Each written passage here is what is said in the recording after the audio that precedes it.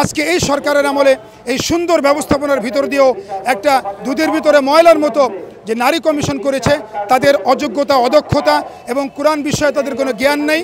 তারা কোরআন বিরোধী যে আইন পাশ করেছে, নারীর অধিকার সমান করেছে এবং স্বামী স্ত্রীর যে স্পেশাল বিষয়গুলো সেখানেই দায়িত্বশীলতার সাথে তারা যে সম্পর্কটা করেন, দুর্ভাগ্য সেখানেও বলেছে যে সেটাকে ধর্ষণ বলা হয়েছে। যদি স্ত্রী যদি না চায় তাহলে সেখানে সাক্ষী লাগবে। এরকম একটা প্রহসনের এবং হাসির তামাশা করে এই কমিশনকে লজ্জিত করা হয়েছে। আমরা সেই কমিশনের যে সুপারিশগুলো সেটা আমরা চাই না।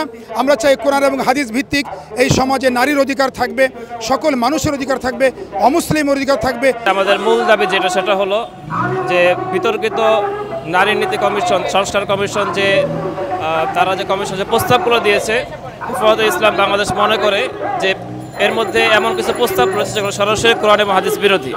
তো আমরা চাই এই প্রস্তাব বাতিল করতে হবে এবং পাশাপাশি যারা এই ধরনের কোরআন বিরোধী প্রস্তাবনা পেশ করেছে এবং পেশ করার মাধ্যমে অধ্যত্বপূর্ণ আচরণ করেছে, এই কমিশনকেও বাতিল করতে হবে। নারী কমিশন যে রিপোর্ট তারা জমা দিছে, এটা সম্পূর্ণ কোরআন এবং কোরআন হাদিস বিরোধী হওয়ার কারণেই আমরা এই কমিশনের পুরো কমিশনটাকেই বাতিল চাইতেছি। এই নারী কমিশন দরকার নাই।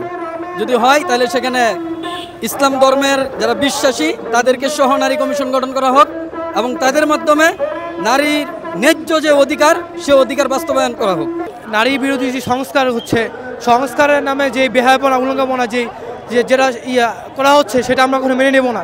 আমরা আমাদের এই মুসলিম দেশে পশ্চিমা সংস্কৃতি কখনো দেখতে চাই না।